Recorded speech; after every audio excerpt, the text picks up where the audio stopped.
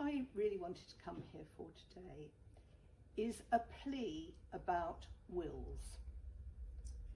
Because so many people think, if I'm separated, my children are going to get my estate anyway, whatever it is.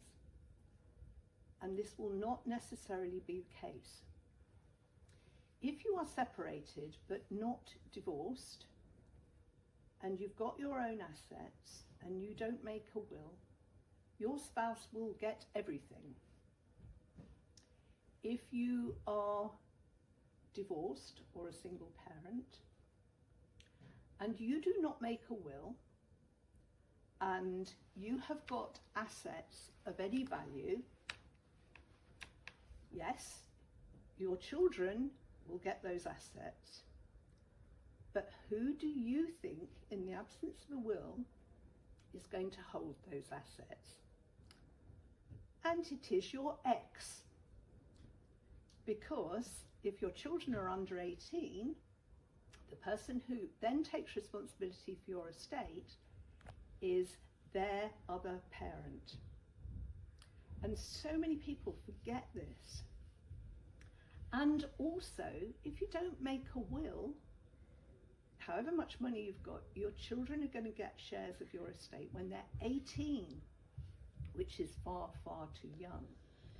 Now, if you make a will, then you can appoint executors. They're the people who will take responsibility for your money, who will make sure that it's properly looked after, that they can weigh up your children's short, medium and long-term needs.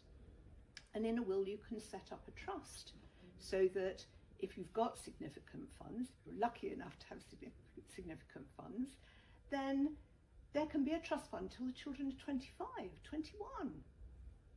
And in the meantime, your money can be used to support the children, but they don't get what could be a very significant sum when they're far too young to deal with it.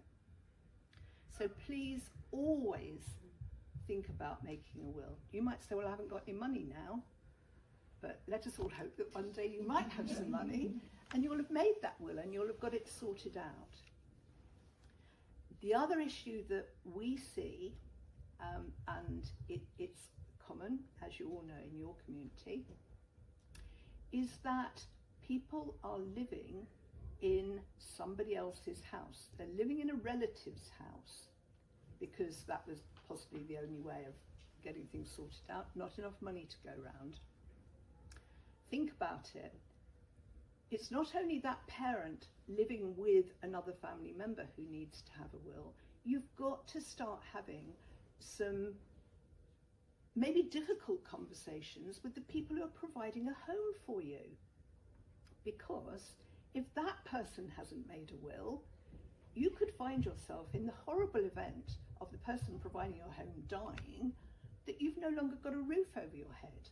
And that can be resolved if everybody in the family is looking at wills and thinking about who needs what provision.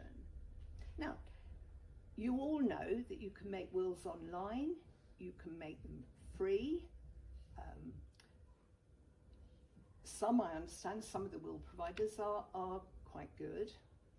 But I would really recommend that if you're a single parent, for the sake of a few £100, it really is worth going to a solicitor to make sure that your will is done correctly, that they've really talked with you, thankfully face to face now, about what outcomes you want, what you think your position might be in 5-10 years' time, so that you make sure that the provision you make in your wills is the right one for your children. And just one final plea, when you're making a will, please do think about things like your jewellery. Please make decisions in your will about who is going to get what. Don't leave it to the family to try and sort it out, because in my lengthy experience, either it doesn't get sorted out at all, or it doesn't get sorted out fairly, or it certainly doesn't get sorted out in the way that the parent who's died would have wanted. So please do think about not only doing wills for yourself, but your family members as well, to make sure that everything's going where you want it to go and that it's properly stewarded. So that's my little plea to all of you, to really start thinking about this. Don't put it off.